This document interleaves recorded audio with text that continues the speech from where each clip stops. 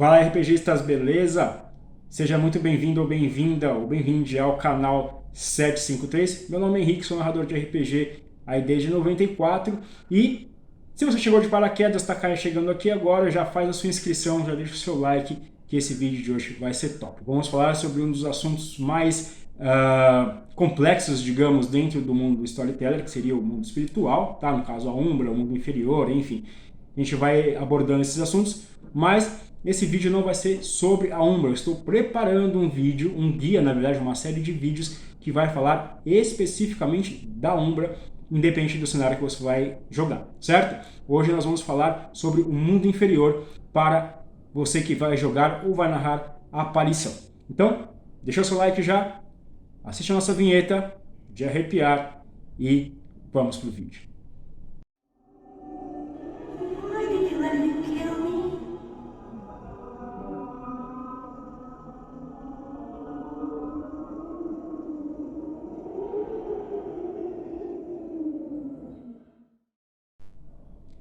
Muito bem, pessoal. Prontos? Prontas? Espero que todos estejam aí já com a luz apagada para que nós possamos falar sobre o mundo espiritual e vamos entender agora um pouquinho melhor sobre o que é o mundo inferior. Claro, este vídeo não é o lore sobre o mundo inferior, não tem todas as informações, é só um primeiro aspecto geral para que você possa ir se situando, compreendendo um pouco melhor do que é realmente aí o mundo inferior e preparar o seu personagem, a sua história de forma um pouquinho mais interessante. Então, para começar, vamos ver aí, Mundo das Trevas. O Mundo das Trevas é uma imitação do nosso mundo, que cabe à nossa imaginação, e ele tem uma pegada chamada punk gótica, tá? Ou seja, significa que o mundo ele é mais escuro, ele é mais trevoso, o Mundo das Trevas, e também ele é mais bagunçado, mais caótico, né? Mais punk, vamos dizer assim, certo? Quando a gente vai entrar no aspecto de Wraith, de aparição, a gente tem que entender que o próprio mundo das trevas dentro do cenário de aparição, ele é mais gótico, ele é mais punk, ou seja, ele é mais dark do que dos outros, tá? Então, essa informação ela já vem nos próprios livros, tá? O próprio Wraith já traz pra gente essa questão, tá? Do mundo das trevas ser um pouquinho mais dark do que os outros. E vamos então entender agora o que é realmente o mundo inferior. Do ponto de vista das aparições, a gente tem o local onde onde estão os mortos, que eles não vivem exatamente, não do nosso ponto de vista, onde estão os mortos e onde estão os vivos. Onde os vivos vivem realmente, onde eles ficam, é chamado de Skinlands, né? Ou uma tradução literal aí seriam as terras da pele, né? Onde tem pele. Então, o mundo dos vivos, que seria o nosso mundo, são as Skinlands. E elas vêm com essa pegada de mundo mais trevoso, mais gótico, mais punk do que comparado com os outros cenários, tá? O mundo dos mortos, ou o mundo inferior, Underworld no original, ele é paralelo ao mundo dos vivos, certo? Eles coexistem, mesmo que não possam se ver e se tocar diretamente, tá? Mas eles são paralelos, certo? Eu sei que esse é um ponto onde depois, quando for fazer o vídeo sobre Umbra especificamente, a gente vai explorar um pouco melhor. Mas para vocês entenderem, é como se fosse uma outra dimensão junto, coexistente com o mundo dos vivos. Beleza? Então, as aparições elas vão viver nesse mundo inferior, né, no Underworld, no mundo dos mortos. E as aparições elas têm poderes, tá? Chamado Arcanoi. Eu ia falar Arcanoi, eu ia falar em francês, vai. Bom, enfim, Arcanoi, certo? Os poderes das aparições são chamados Arcanoi ou Arcanos, se você for querer traduzir, tá? Elas podem sim interagir através desses poderes com a Skinlands, ou seja, com o mundo dos vivos, apesar disso ser proibido, tá? Dentro do jogo, né, existem as leis de Stygia, que é uma das cidades, a principal cidade, né, dos mortos, é proibido você ficar interagindo com os vivos, mas a gente sabe que não é bem assim na realidade, certo? Bom, vamos entender primeiro a questão da mortalha ou película que separa o mundo dos vivos do mundo dos mortos e também uma coisa chamada fog ou neblina. Muito bem, existe uma barreira, tá, que separa o mundo dos vivos do mundo dos mortos. E essa barreira ela é chamada de mortalha dentro do mundo de Wraith, certo? Dentro do mundo das aparições. Mas também você pode usar o nome película, que é utilizado em lobisomem e em mago, e basicamente, na verdade, a mesma coisa. Como características da película, nós temos aí que a película ela é invisível, ela é intransponível, certo? Porém, ela permite que os mortos vejam as skinlentes, mas não necessariamente interagir diretamente com as pessoas, tá? Com os vivos, certo? Essa película, né, essa barreira, a mortalha, ela tem variação de resistência dependendo do local, certo? Então, por exemplo, se você for para pensar num laboratório científico, por exemplo, onde a descrença é total, ou seja, todo mundo é cético, você tem ali uma mortalha, uma película muito mais forte do que num cemitério, certo? No cemitério você já tem ali aquele ponto da esperança, das pessoas querem acreditar que aqueles que se foram sigam em frente, vão para o paraíso, para o inferno, seja lá qual for a crença, existe uma crença, certo? Então isso já é uma diferença e nesses locais a película ou a mortalha é mais fraca, ela é mais fina, vamos dizer assim, tá? Então locais também que são mal assombrados também tem um nível bem baixo e os mortos podem utilizar esses locais onde a mortalha é mais fraca para interagir com os vivos, seja para atormentar, proteger ou qual seja lá que for a orientação ou a vontade ou a paixão que essa alma morta tenha. Bom, portanto, então, só para a gente poder entender um pouco melhor, a película ou a mortalha ela tem um nível, tá? E esse nível ele vai variar entre 4 e 10, certo? E esse nível ele vai se reverter em dificuldade, por exemplo, para que uma pessoa, né, viva ou morta, interaja com o outro lado, tá? E essa variação, ela depende do seguinte fator. Ela depende do quantas pessoas no local onde elas estão, elas acreditam ou não em fantasmas. Então, locais onde a crença no fantasma é mais forte, a película é mais fraca, tá? O local onde a crença é mais fraca, a película é muito mais forte, certo? Inclusive, essa resistência, essa força da mortalha, ela pode variar de acordo com a hora. Então, de dia, obviamente, ela é mais forte, porque à noite as pessoas têm mais medo, né? Acreditam mais em fantasmas. Então, isso também varia, né? E aí cabe ao narrador colocar a dificuldade, né? No caso, a resistência da mortalha ou da película, de acordo com o local e também com a hora em questão, certo? A presença de seres sobrenaturais em locais também vai afetar. Tá? Então, por exemplo, se no local existir ali um mago, um lobisomem, por exemplo, o narrador pode reduzir em 2 a força da película, mas nunca abaixo de 4. Por que nunca abaixo de 4? Vocês viram o primeiro vídeo, né? Eu expliquei para vocês o que é o Oblivion, né? O que é o esquecimento. Se não viu ainda, eu vou deixar um card aqui para que você possa assistir a introdução ao jogo, beleza? Não sei se é aqui ou se é aqui, mas enfim, vai aparecer aí para vocês. É só clicar e assistir depois, tá? Então, por que a mortalha ou a película nunca vai abaixo de 4? Porque menos do que isso, o Oblivion conseguiria passar por ela e afetar a Terra dos Vivos, levando ali a corrupção, né, o esquecimento, enfim, o próprio Oblivion, que é por si mesmo, que é a destruição das coisas, iria chegar na Terra dos Vivos também, certo? Que não seria uma coisa muito legal. Bom, além da mortalha, além da película, existe um outro fator muito importante aí que a gente tem que levar em consideração, que é chamado de neblina ou fog, ou névoa, tá? Aí depende também da tradução. Fog, original em inglês, ela significa névoa, certo?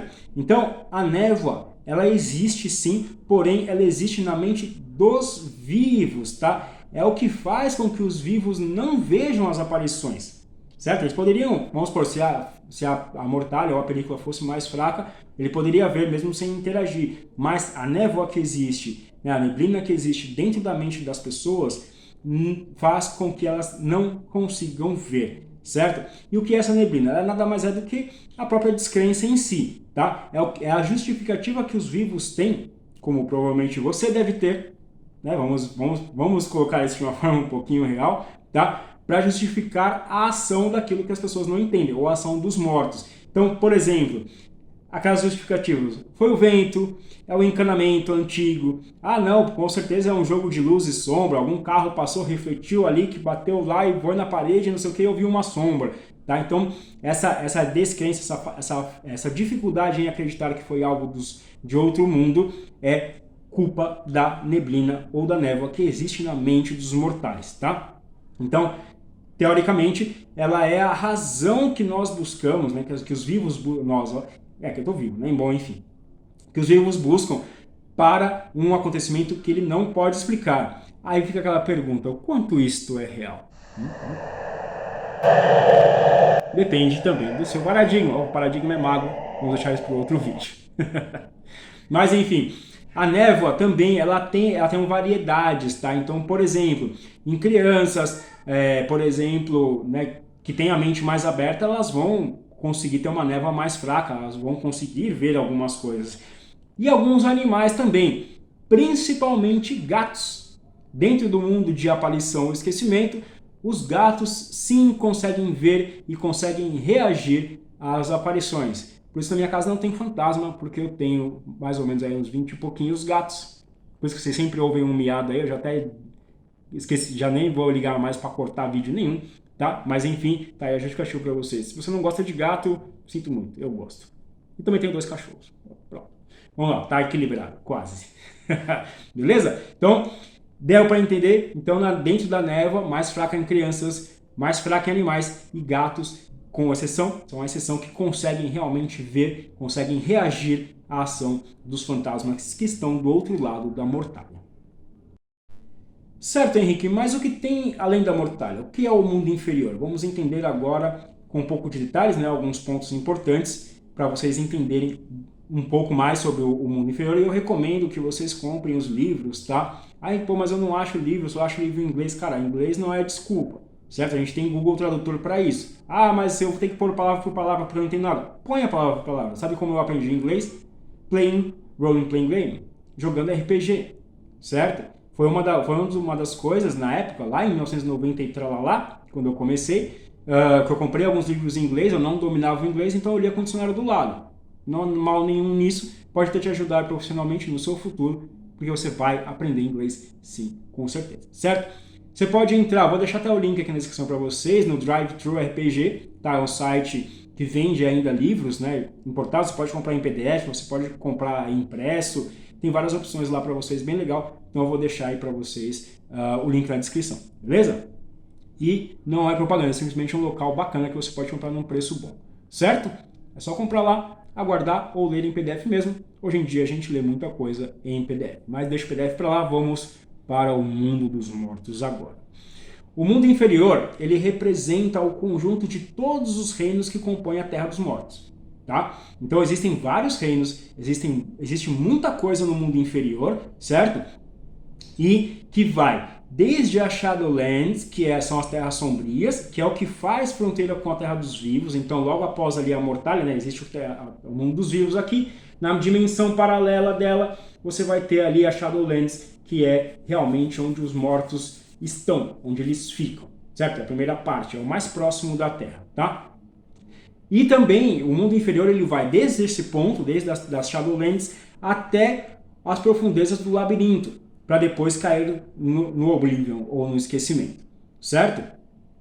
Vamos entender um pouquinho melhor do Oblivion, a gente vai ver de trás para frente, vamos dizer assim, do mais longe para o mais perto, para vocês poderem entender algumas coisas legais. Então lá no final, tipo, o que seria o fundo, o fim do mundo inferior, existe o Oblivion, que é o esquecimento, tá? Então, basicamente, o Oblivion, ele é a força de destruição que existe no universo.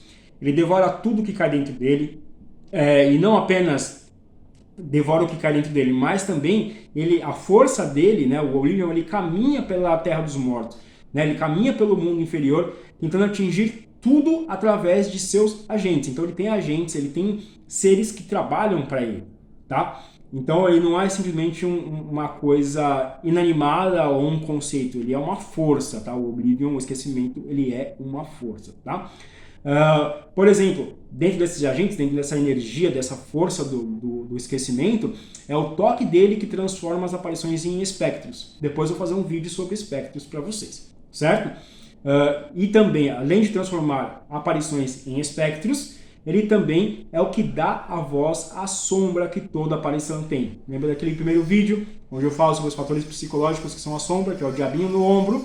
Então, é a força do Oblivion também. Beleza? Além disso, é também o Oblivion, é o esquecimento que libera as Maelstrom. Maelstrom são as tempestades espirituais que assolam o mundo inferior. Dentro da história, né, do mundo das trevas, nós tivemos 6 grandes tempestades. A última ela foi causada pela tecnocracia, na verdade, tá? E vemos aí um crossover. Depois eu vou fazer um vídeo. Eu sei que eu prometendo faz tempo, mas eu vou fazer um vídeo de crossover para vocês. Aguenta aí, que eu quero fazer uma coisa bem estruturada, bem legal para vocês, tá? Mas a sexta que teve foi o que destruiu realmente tudo. Então, se você for jogar Rage, você vai jogar na quinta, depois da quinta, né? Ou até antes, mas antes da sexta, Maelstrom, que é o que vai destruir tudo, beleza? Então, o esquecimento que faz essas tempestades espirituais é ele que destrói e devora os fracos e os azarados que estão aí no caminho de destruição, tá? O Oblivion está sempre faminto, ele sempre busca destruir as aparições, tanto pessoal quanto organizacionalmente. Ele é uma força destruidora mesmo, tá? Então, como resultado, como decorrência do Oblivion, como decorrência do esquecimento, o Dark Kingdoms, né, ou os reinos escuros, ou reinos obscuros, depende de como você vê a tradução, desenvolveram métodos para evitar que o Oblivion influencie seus súditos, que influencie as suas cidades, que destruam os seus reinos, tá? Fisicamente falando, o Oblivion ele é o vazio, ele é o vácuo absoluto, ele é o esquecimento, tá? A boca do vazio é o coração desse vácuo e fica no coração do labirinto, que eu já vou explicar para vocês. Aguenta aí, beleza? Nada que entra no vazio, nada que cai no Oblivion ou no esquecimento sai de lá, tá? Não tem como uma alma ou qualquer outra coisa cair no Oblivion, cair no esquecimento e retornar, porque pela própria palavra ela já foi esquecido. Tipo, ok, óbvio, né? Mas vamos lá. Então, imagine que a boca, né, do Oblivion, a boca do vazio, está ali no centro, né, dos limites do mundo, e ao redor dele tem o labirinto. O labirinto é um local interminável de passagens repletas de horrores e lar de inúmeros espectros e monstrengos indizíveis, né, e nós vamos entender agora sobre o labirinto. Uma coisa muito importante sobre o labirinto, é impossível dizer o quão grande ele é, porque ele está constantemente mudando, ele muda de tamanho, ele tem poucos marcos que são realmente estáveis, tá? E tudo pode mudar a qualquer momento, certo? Então a mente do narrador aí vai influenciar muito no labirinto. Você pode fazer simplesmente o que você quiser, certo? Existem destroços da realidade que vagueiam lá para baixo do labirinto, relíquias quebradas, artefatos que foram abandonados, almas que foram comidas pelas sombras, não tem mais uso nenhum para luz nenhuma, tá? Espectros antigos que são chamados de Neverborn, que nunca nasceram, eles dormem ali, eles são inquietos ali, eles vivem em vastos templos esculpidos por seus servos espectrais, enquanto as leis das físicas se revertem a capricho de corredor para corredor, capricho de vontades do próprio labirinto, certo? Poucos realmente conseguem se aventurar ali, voluntariamente, né? E menos deles ainda, é muito raro alguém entrar no labirinto e sair dele para contar a história. Beleza? Então o labirinto é um local realmente muito perigoso, é um local realmente infernal, vamos dizer assim, não é o inferno, não é o abismo, isso é para Demon the Fallen, ou Demônio a Queda, que também vou fazer vídeo sobre ele em breve. Beleza? Mas só para vocês entenderem um pouquinho sobre o abismo, né, ele também é conhecido como inferno, é conhecido como poço. Ele é a dimensão obscura da escuridão, criada por Deus como uma prisão eterna para os anjos caídos, ou demônios, como a gente bem conhece, tá? Ele está abaixo do mundo inferior, então ele não faz parte do cenário de aparição, certo? Não dá, ele não tem conexão com isso, mas ele está lá, ele existe, né, dentro do mundo espiritual, mas ele não é conectado diretamente ao mundo inferior, perdão. Ele é povoado apenas pelos anjos caídos e nada mais. Nenhum mortal vai para lá, certo? Esse é o abismo, o poço. Já a Shadowlands, ou Terra das Sombras, elas são parecidas, né? Agora a gente vai de um extremo para o outro, né? Então a gente foi lá para o extremo, né? No labirinto, no abismo e no Oblivion por si, mas vamos voltar agora para o mais próximo da Terra e vamos entender de lá para cá o que existe entre o labirinto e a Terra dos Vivos. Primeiro fato, Terra dos Vivos aqui, Mortalha, próximo passo nós temos aí a Shadowlands, ou Terra das Sombras. ela é uma cópia da Terra dos Vivos, tá? Separada somente aí pela película ou pela mortalha, tá? Ela acaba trabalhando como um reflexo do mundo dos vivos. Dentro da Shadowlands existem necrópolis, que são cidades dos mortos. Elas são espalhadas por toda a Terra das Sombras, tá? E geralmente elas são uma referência ou uma contraparte espiritual fantasmagórica de uma cidade existente na Terra. Geralmente as que têm grande população, certo? Então você vai ter aí um reflexo do mundo das Skinlands, um reflexo do mundo dos vivos, porém fantasmagórico, porém muito mais darkness, muito mais gótico do que o normal. E também com um aspecto de morte, certo? Logo após as Shadowlands, nós temos o que é chamado de tempestade, tá? Você pode dizer logo após, abaixo, acima, tanto faz, porque na verdade tudo coexiste ao mesmo tempo, é uma questão de dimensões, certo? Não é uma questão geográfica, tá? De acima, abaixo, dentro, fora, espacial como nós conhecemos.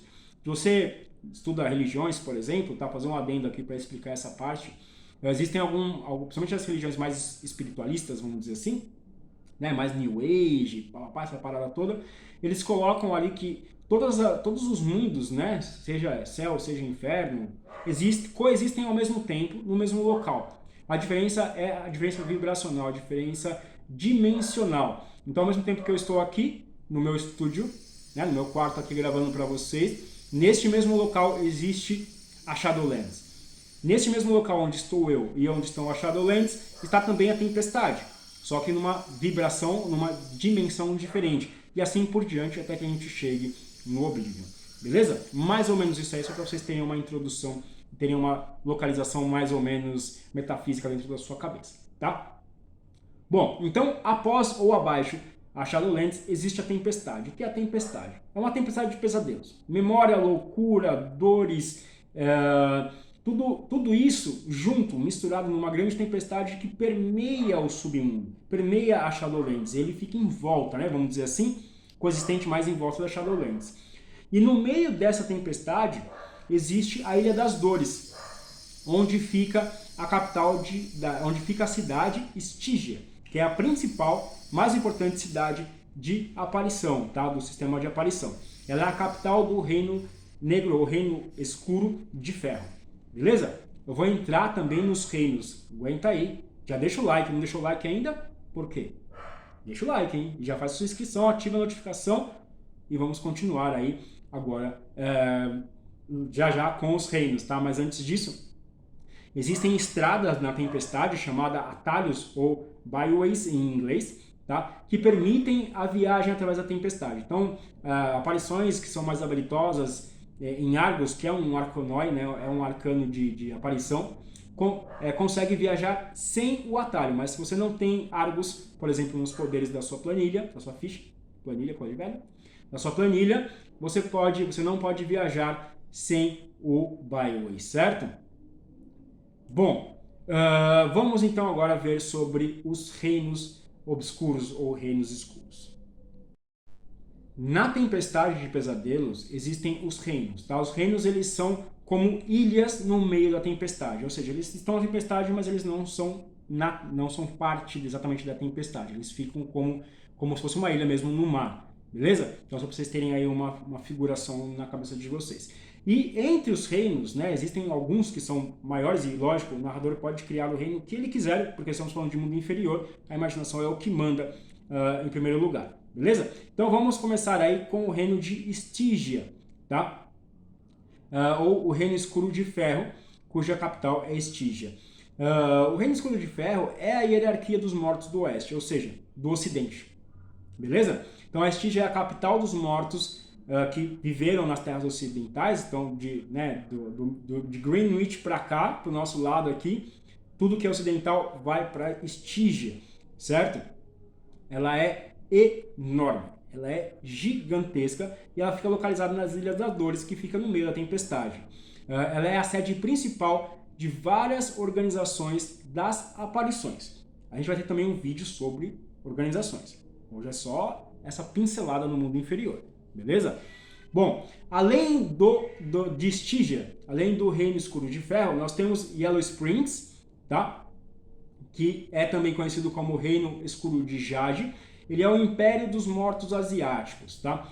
Ele é um reino que é controlado, muito controlado, tá? Tem um governo muito forte, certo?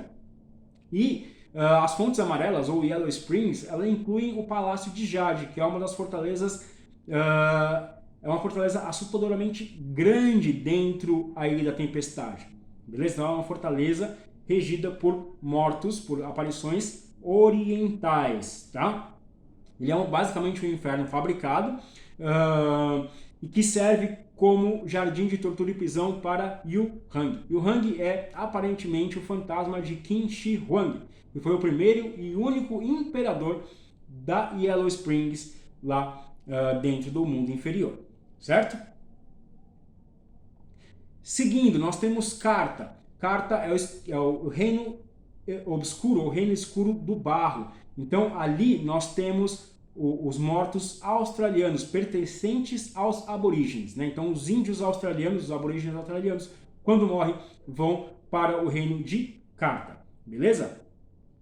Seguindo aí, nós temos Swar, ou Svar, eu não sei como se pronuncia isso, para falar bem a verdade. Se alguém souber, põe no comentário aí, que vocês já viram que minha pronúncia já para algumas coisas não funciona. Então, por favor, não leve a mal, pode colocar no comentário, beleza? Bom, Swar é a cidade dos mortos da Índia, tá? Da mesma forma que nós temos aí Stygia para o ocidente, nós temos Yellow Springs para o oriente, nós temos Swar para o reino escuro do ferro, que é dos mortos indianos, das terras das sombrias da Índia, tá? E a cidade principal dela chama Buvar, beleza? Nós temos também o Bush of Ghosts, também chamado de Reino Obscuro, Reino Escuro de Marfim. Ele reivindica a autoridade sobre os mortos da África, tá? Então, essas terras das sombras,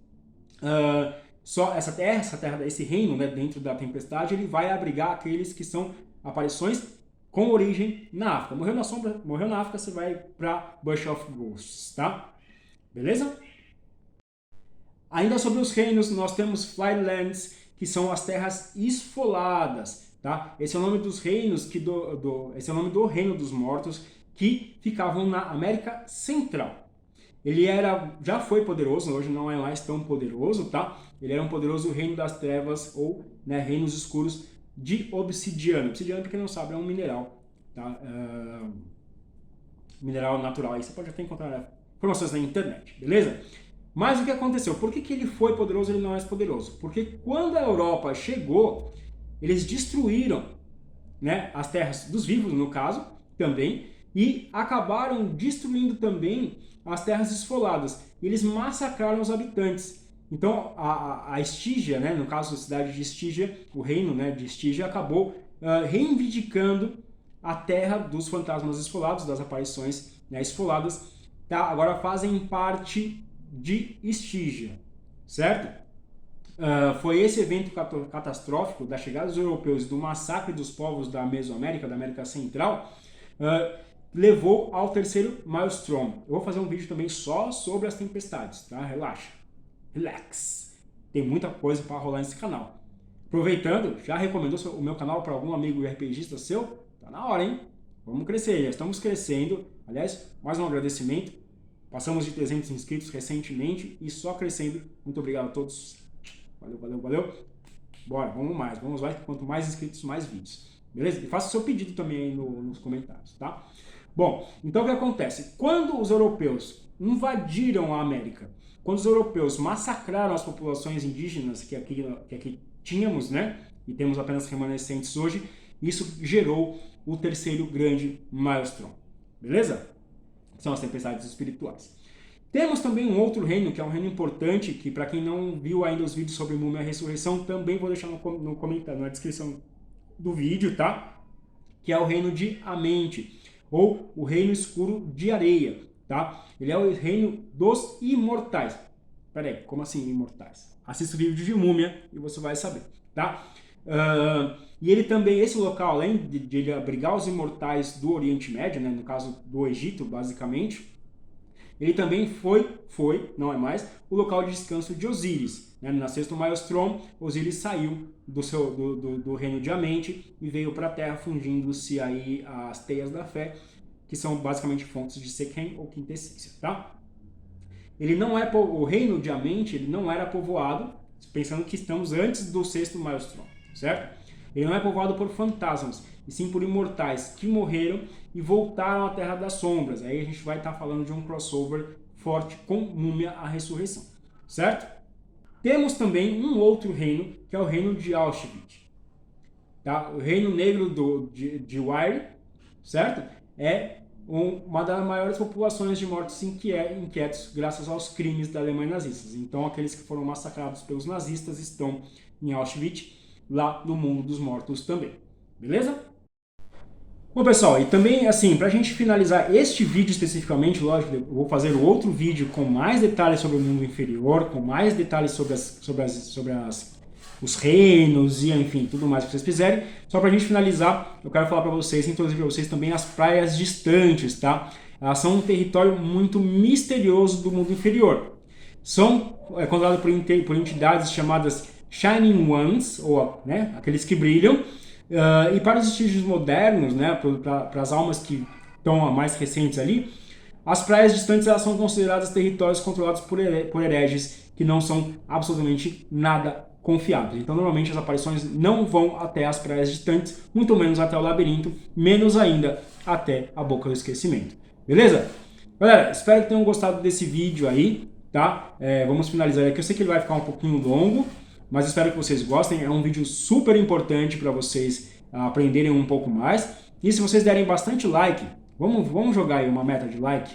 Meu último vídeo de Wraith, se não me falha a memória, teve perto de uns 70 likes, se não me falha a memória. Teve o de Múmia que passou de 90, valeu, muito legal. Mas vamos lá, esse vídeo aqui, você quer saber mais detalhes sobre o mundo inferior, quer aprender 100% tudo que tem de Stygia, vamos começar com Stygia, vamos bater 70 likes nesse vídeo. Beleza? Conto com vocês para bater 70 likes. E aí eu já gravo, eu pulo a minha grade da minha programação e já gravo o vídeo de Stygia. Assim que bater 70 likes, ele vai ser disponibilizado para vocês. Beleza? Galera, é isso aí. Valeu pela audiência, desculpa pelo vídeo um pouquinho mais longo. Não ligue para meus gatos interagindo com as aparições que rondam aqui a minha casa. Beleza? E vamos que vamos. Até o próximo vídeo. Vejo vocês em breve. Um abraço.